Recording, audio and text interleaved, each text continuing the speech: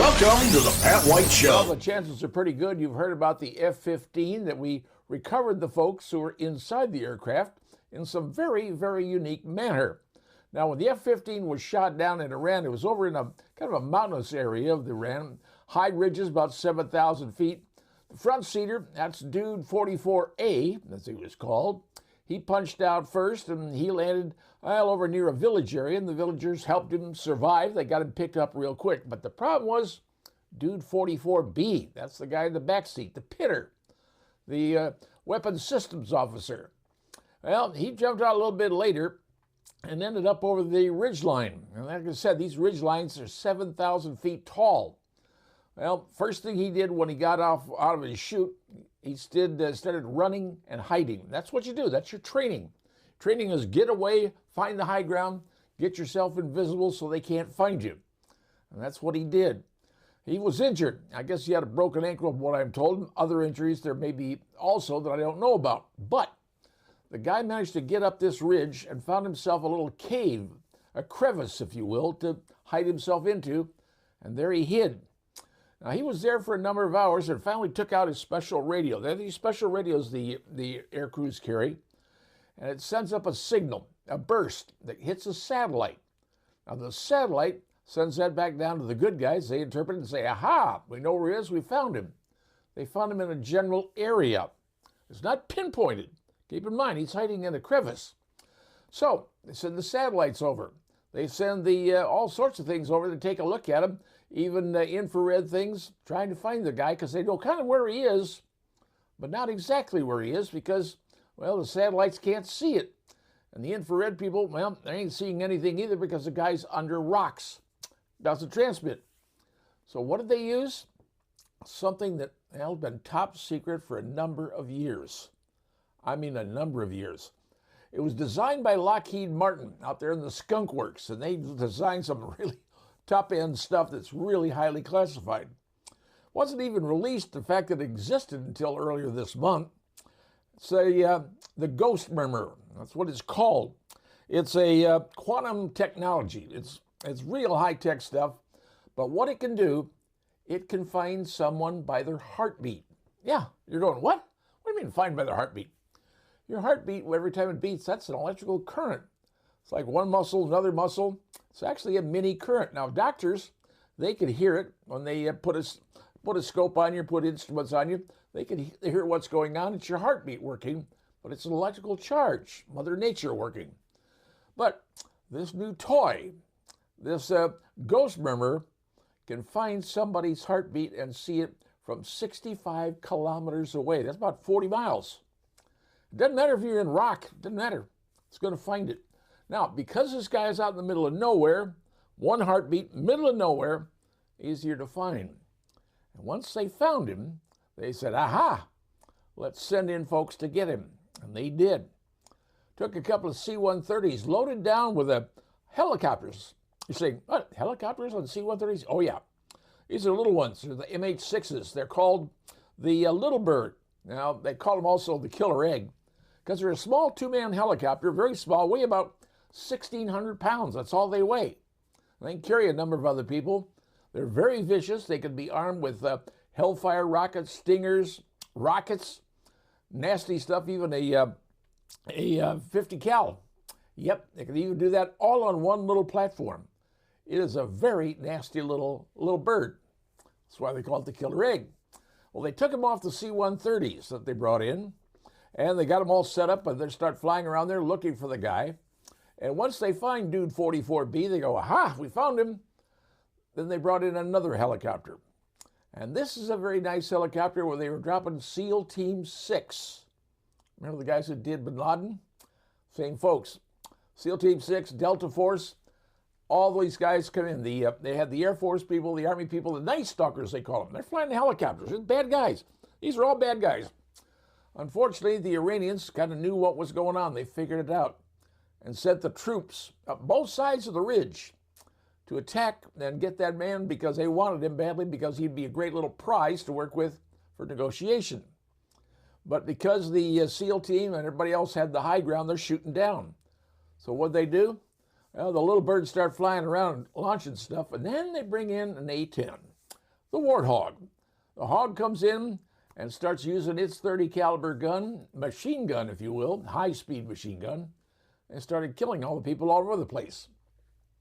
And there was another toy they used that I'm not really going to discuss, but I can tell you what, it's another bad little weapon, and it does its job quite well.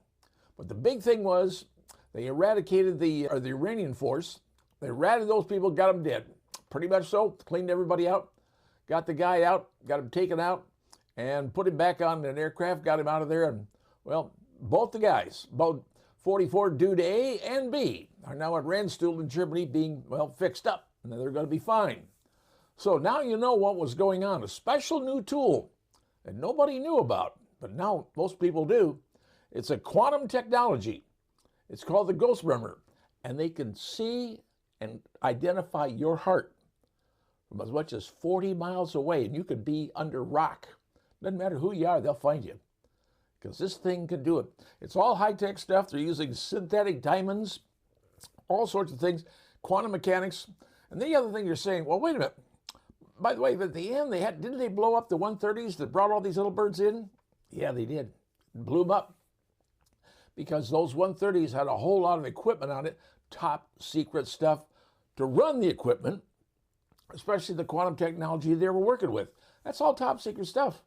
So what they do, blew them up, also blew up the little birds, blew up everything around it, brought in some other 130s, some lighter ones, if you will, got everybody on their board, took off and say, sayonara, we're out. And they were. Now you know what went on. A special new technology, Ghost Murmur. Think about that. Imagine finding your heartbeat from 40 miles away and identifying you. That's where technology is going, folks, and that's just the edge of what we are working on. And now you know.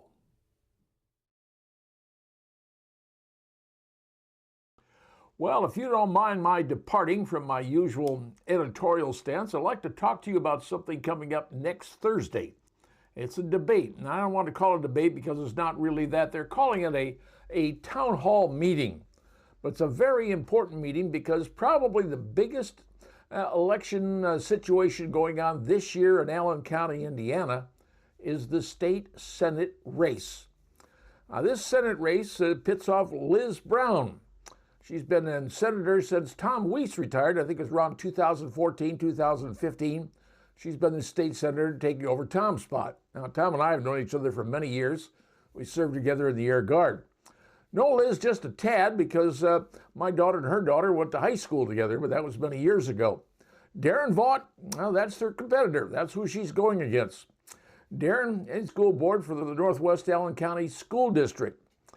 And throughout this campaign, there's been insults hurled at each candidate.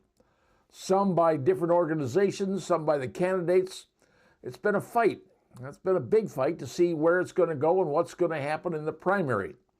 The primary is scheduled for May the 5th, and it is the job of every Allen County voter to get to the polls to decide who do you want for your state senator. But WOWO is having a town hall. Now, they opened it up to people to their new facility, which is over there in Coventry. And it only holds so many people. The fire marshal says that's all you can hold, so that's all they can do. It's sold out in less than an hour. The whole place was gone. But you're saying, well, how do I see it? How do I know what the debate's going to be? How do I know what the town hall's going to be? Turns out, WOWO is going to stream the entire event. Now, things start at 6 p.m. on that night. Debate starts, and I use the term debate because that's kind of what it's going to be, even though they call it a town hall. The town hall is going to start around 6:30, should be over at 7:30, so it's 1 hour. And if you can decide you want to take time out of your day to see which candidate that you think will do the best for you down in Indianapolis. Liz Brown, she's been around for a while. She's served a lot. She's taken a lot of heat, and a lot of stuff been thrown at her, and she's defended that pretty well. Darren Vaught, he's had stuff thrown at him too, and he defends it also pretty well. The problem is, how are they going to do talking to an audience, talking to people, talking to moderator? Now, if you have a question that you want to ask either of the candidates, turns out you can send a text message to a WO, And I think it's 447-1190, I believe the number is 447-1190. If you want to send a text mail question, and it might get in the group of questions that are asked. The best thing for you to do is listen. And then on May the 5th, get out and vote. Don't sit on your haunches. Don't sit around there and do nothing. This is a very, very important statewide election because elections count. And things, very bad things can happen. You can say, well, I didn't go out and vote. Well, one vote can make a difference. And there have been cases where that's exactly what's happened. So WOWO, my old alma mater, is going to be having a town hall starting at 6 p.m. You want to watch it? You can go to WOWO.com. They're going to be streaming the entire thing so you can watch it, see what's going on, hear the questions being asked, and hear the answers being given. It's your responsibility to know who you want serving you. And the state Senate race is in my opinion, the biggest race in the primary of this year. And then you have the general elections coming up in November. But who is going to be running for your state senator? That's the biggest question in the primary. Get out and vote. But before you get out and vote, watch and see what they each say. They're going to put on the best face they can. That's what politicians do. But you have to decide who is going to represent you the best. I don't really have a dog in the fight, although I got to vote like everybody else does. But I'm going to watch it myself just to see how they respond, how they answer, and who looks the best and who I believe will be the best to serve me down in Indianapolis. So once again, it's going to be on WOWO. You can check it out online just by going to WOWO.com and follow the prompts they're going to give you so you can watch it live. Next Thursday, 6 p.m., it'll go till around 7:30. A town hall debate between Liz Brown, the current senator, and the senator wannabe, Darren Vaught. Darren has run against her before, and he's running against her again. How it's going to turn out, that's you, the voter, to decide. But at least watch and see and understand where they each feel their position is. That way it'll help you to make a decision, because you better get out and vote. May the 5th, that's what the primary is. Make sure you write it down, have it etched into your eyeball. I don't really care. But get out and vote May the 5th. Pick a candidate for state senate. Liz Brown, Darren Vaught. Your call, your choice. But check out WOWO Thursday starting at 6 p.m. online, live, for you to make your own decisions. And if you got a question, send a text to, and maybe your question will end up being used. That's what's coming up. And now you know.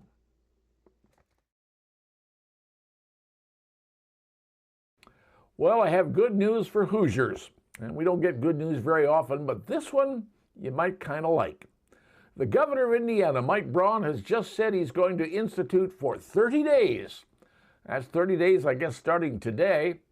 Going to cut the cost of your gasoline that you put in your car. Why? Because they're taking away the taxes that you pay. You may not realize this, but you pay two different sets of taxes on the gasoline you put in your automobile. You're paying a 7% usage tax, which is kind of what everybody pays on everything you're buying in this state, 7%. But there's another tax you may not know about. It's called the excise tax. And that excise tax is 36 cents per gallon. Now, if you take the 7% usage tax and the 36 cents excise tax, put them together, that works out to about 53 cents per gallon. So the current price of gasoline in the Fort Wayne market is around $4.19 a gallon, at least if you use BP. $4.19 a gallon, you take away the 53 cents, you're going to end up spending $3.66 per gallon, which is exactly what we were paying before the gas price shot up from $3.66 to $4.19, because the oil crisis creates everything. Now you're going, oh, wait a minute, why do we have this oil crisis? Because gasoline, like everything else, is a commodity. People bid on it, they figure out what it's going to cost, or what they're willing to pay for it. Everything is a commodity that we use, whether it's your fruits, vegetables, rice, corn, you name it. It's all a commodity. It's something we buy and sell. And gasoline, because the Strait of Hormuz was closed down, well, they're saying the available oil out there is now lesser than it was because you jam up the Strait of Hormuz, 6 million barrels of oil ain't getting out every single day. That means you got less oil on the market. That market becomes more valuable for that oil. But for the next 30 days, here in the state of Indiana, Governor Braun says no more tax on gasoline. So when it hits the pump, and we don't know when it will, how it will, or what day it'll show up, when it hits the pump, your gasoline should drop back to around $3.66, approximately, give or take, for a gallon. And you can enjoy that for the next 30 days. Hopefully by the time 30 days is up, the price of gasoline will have gone down to a roughly $70 per barrel, if that's what they're predicting what's going to happen in the future. Will all this happen? We can only hope. Right now, it's kind of give and take. It's a guess. But like anybody else, if you have hope, you believe what's going to happen, and maybe it will. And if it does, hopefully soon we'll be back to maybe less than $3 a gallon. Now that, my friends, would be a real plus in my day. But right now, no taxes on your gasoline for the next 30 days. And you can thank the governor of Indiana, Mike Braun. And now, you know.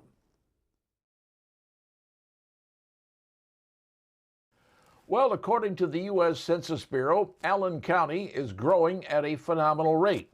As a matter of fact, it's one of the fastest growing areas in the state of Indiana. And why is this happening? Well, it's simple.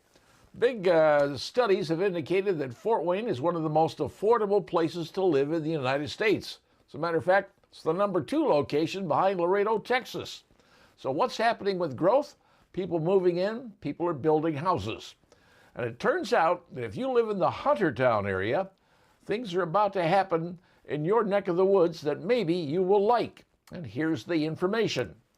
At the corner of Hathaway and Lima Road, and that's well north of DuPont Road, well, they're going to build something big. And the big thing is a Kroger super marketplace. You heard me right. There's 60 acres out there, but 30 acres are going to be developed for a Kroger marketplace. Now, if you're wondering what it's going to look like if you happen to shop somewhere at the Kroger's at the corner of Coldwater and DuPont might be a good place to look.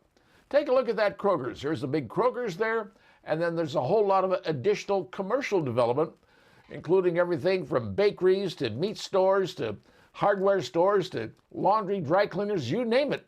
Everything's on that strip. Well, apparently that's what's going to happen on these 30 acres at the corner of Hathaway and Lima Road. Now, I said 60 acres in the beginning. The other 30 acres are going to be turned into some type of housing. Could be multifamily, what have you. But those next 30 acres are going to be at the corner of Hathaway and Lima Road with a big giant Kroger and 9 other stores to go with it. And oh, by the way, there'll be a Starbucks in one of them. Gas station with 12 pumps? Yep, going to have all that.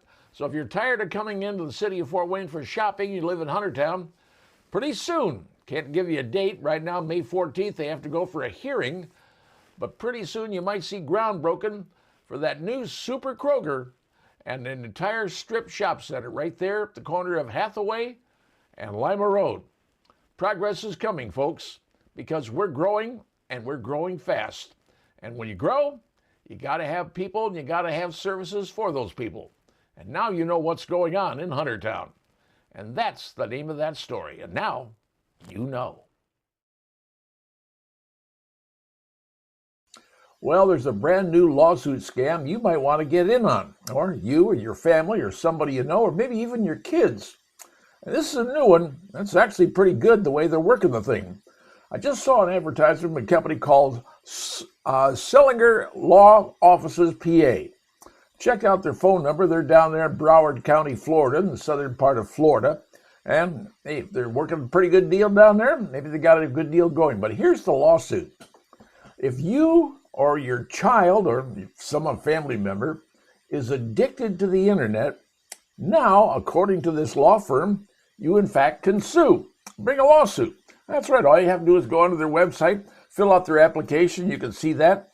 And if you have a social addiction to a website, anything like TikTok or Snapchat or Facebook or any of the other ones, when it disrupts your daily life, it says, responsibilities or relationships, it can negatively affect your mental well-being.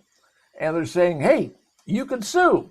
Early warning signs they're talking about. Constantly thinking about social media, neglecting offline relationships, feeling anxious if unable to access your accounts, declining school performance or behavior changes, and replacing hobbies with scrolling and posting. Now, those are just some of the early warning signs, but they want you to fill out their little email form, send it in, and say, hey, here's what's happening to me or my family, and gee, I want to think about suing the internet companies. And here's where they're talking about for their agency. Landmark results. $157 million on lung disease death. They did $20 million tobacco-related. 37 million family smoker killed by lung cancer. And it goes on and on and on. All the awards they've got. And here's the cool part. It says, hey, choose them. Because, hey, they specialize in this stuff. And the best part about their firm is it doesn't cost you a dime. That's right. It doesn't cost you a cent for this organization to sue the internet companies, maybe Facebook or TikTok or Google or whomever, because you or someone in your family is addicted to the internet and addicted to any particular social media site. Well, I have to understand, they're only going to take a small cut of the money that you get. So let's say you get $1 million, they're only going to take maybe 40% of it, maybe a little bit more, a little bit less. It just depends on the firm. But if you're looking for someone to sue in hopes of getting a big giant payday, well, here's the law firm that will do it for you. Now, you can just go online and check on the law firm. Let's go up here and see their name again. Schlesinger Law Firm, and it's in Southern Florida. And their phone number, well, right there, you can see it on the screen. So if you want to sue somebody, see about making some money, because, hey, they're really good at what they do. Award-winning personal injury law firm. Boy, they must be pretty good. 70 years of results, 100% free case review. That costs you a dime. And you can sue somebody. No fees unless they win your case, of course. And their intake team is available right now. So if you want to give them a call, well, by golly, you may be able to get your lawsuit underway and start suing somebody. Because contingency lawsuits are the specialty of this company. And unfortunately, that is the bane of the legal existence, contingency lawsuits.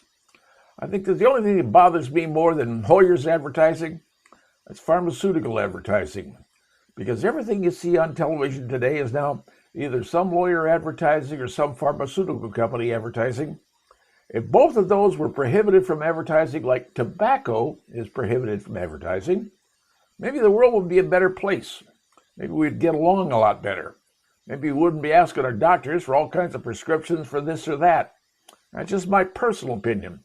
I think that the legal advertising and pharmaceutical advertising should be banned from television, banned from radio. I'm not going to say they can't advertise outdoors. If they want to, that's their call. But in the media, I think we have to say enough is enough. And I believe America has had enough. That's my opinion.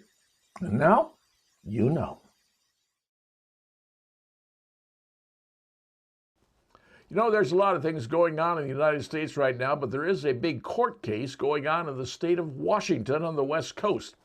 And a federal judge has just told the state of Washington they must give up some data. And it's a lot of data involving voters in federal elections. Now, what the Department of Justice has said, we want the information on voters in the state of Washington, including their names, their date of birth, partial Social Security numbers, their residential history. We want to know who these people are and if they're legally allowed to vote, namely if they're citizens of the United States. Now, the state of Washington is fighting this vigorously, saying, well, we have our own privacy laws that say that you can't get access to that information. Well, the government says, excuse me, the 1960 Civil Rights Act gives us the right to do it. And apparently that act is probably going to be challenged. Now, here's the problem.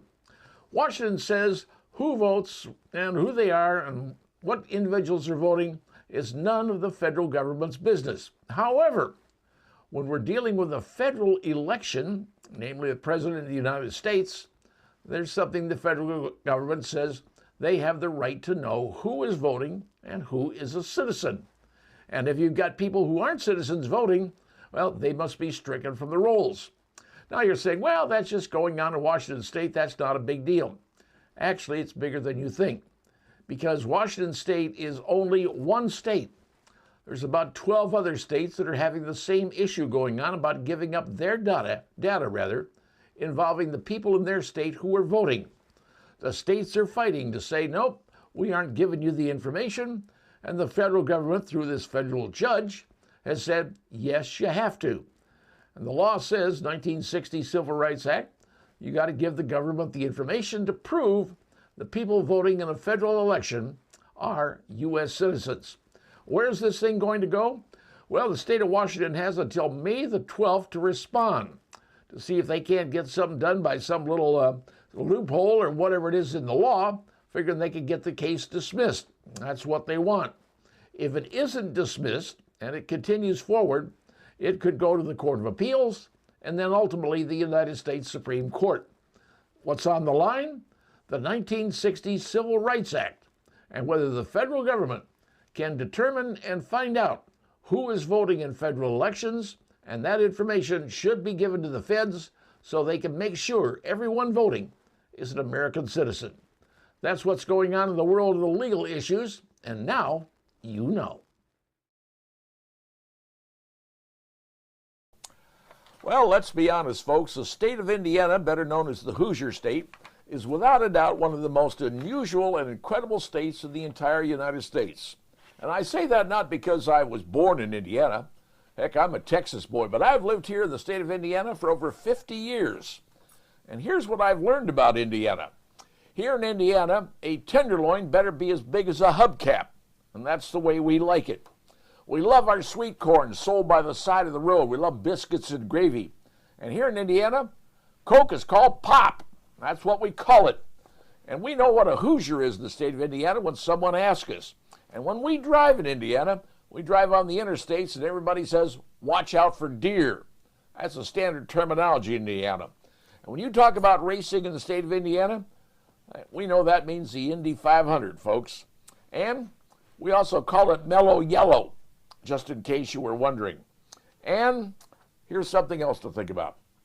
Here in Indiana, we call the word Ohio a 4-letter word. And bigger than that, we have something very special in Indiana. We have a state flower, and that state flower blooms all year long. One of the few states that can say that our state flower, well, the Latin term is Oranges trafficonus. That's right, the Oranges trafficonus is our state flower, and it blooms all year long. And you can ask any Hoosier driver about that in particular. Now, here in Indiana, we have a state game. Yes, the state game in Indiana is euchre. That's what we play. That's what we like. You ask anybody else what we play in Indiana, we play euchre. The state religion, however, is slightly different. Our state religion is basketball. Now, we have certain patron saints in the state of Indiana. You pray to that particular saint. You could pray to, well, St. Bobby Knight, or you could pray to St. Jean Katie, whichever the particular denomination you happen to be a part of. But basketball in this state is, in fact, a religion. Heck, you have the Hoosiers, you have the Purdue Boilermakers, and back in the 1970s, you had a guy named Larry Bird from Indiana State. Yep, we have basketball in our blood. But now we've got a different type of basketball that has become very, very big and very, very popular. It's the WNBA. I know some would say, no. Yes, it is. Didn't used to be popular. Nobody really cared about it. They played in facilities and 4,000 people. You get more to a high school game than you would a women's basketball game. But boy, have things changed in the last 24 months. Yep, WNBA suddenly got big when a little lady from, well, Iowa showed up, drafted by the Indiana Fever. Her name was Caitlin Clark. She came in and changed basketball in a way nobody's ever seen. A passer, kind of reminds me of the old Nate Archibald back in the NBA days. Yep, he was a great passer. There's others you could talk about. But she was fabulous, and she hit three-pointers like nobody else has ever seen. She was hitting three-pointers from half court nobody's ever seen. So she became a star, helped the Fever along to become really big. But the biggest thing that happened to women's basketball was the new collective bargaining agreement called the CBA. It finally got done, and the women are finally getting their just due. And here's the deal. Well, you've got women earning $1 million now, which they didn't before. The average salary in the NBA was $76,000. Now the average salary is $500,000 with the new CBA. But the new CBA has created something very special. Teams are, well, players want to go where they want to go, play where they want to play. But here in Indiana, we have formed a team like, well, people are saying they're going to be the next champion, the 2026 champion of the WNBA, and maybe years beyond, who knows? And you know who's going to be on that team? Now think about this. The starting five start off with none other than Caitlin Clark. She's a phenom among phenoms. But you know who she's got working with her in the backcourt? Try Kelsey Mitchell, Speedbird, and she can fly. She moves around. She's like a skeeter on water. She's fast, opens things up. And then on one corner, Lexi Hull. Yep, blonde bomber. On the other corner, Cunningham. You got the two blonde bombers. In the middle, you got Caitlin Clark. And in the center, Alicia Boston. Those five ladies right now are saying to be the best in the WNBA, but every other player in the NBA who's on a free agent wants to come to Indiana. They all want to play in Indiana. Why? Well, let me tell you one of the reasons why.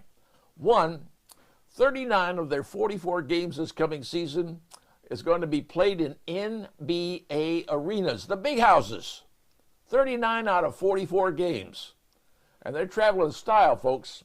They got their own custom, fabulous, nice jet they fly on. Of course, everybody has that now because that's part of the deal of the CBA. But players want to come to Indiana because they got something else going on. Right now in downtown Indianapolis, they are building a 3-story palace. Take a look at this thing. It's 108,000 square feet. It's a huge facility. Basketball court inside. It's got every amenity you could possibly think of. I mean, the living room, the dining rooms, the saunas, the steam rooms, the game rooms. It's even got its own radio studio so they can do their own podcast if they want to. It's got everything catering just to the ladies, not the guys. Just the ladies get their own palace. That's why so many players are saying, hey, I want to come to Indiana. Because now Indiana is the state. Basketball, yep, we got it. And breaded tenderloins, of course we've got it. We got everything you could want. But the biggest thing we also have is the official state flower. As I said, it blooms all year long. The Oranges Trafficonis. It makes Indiana special.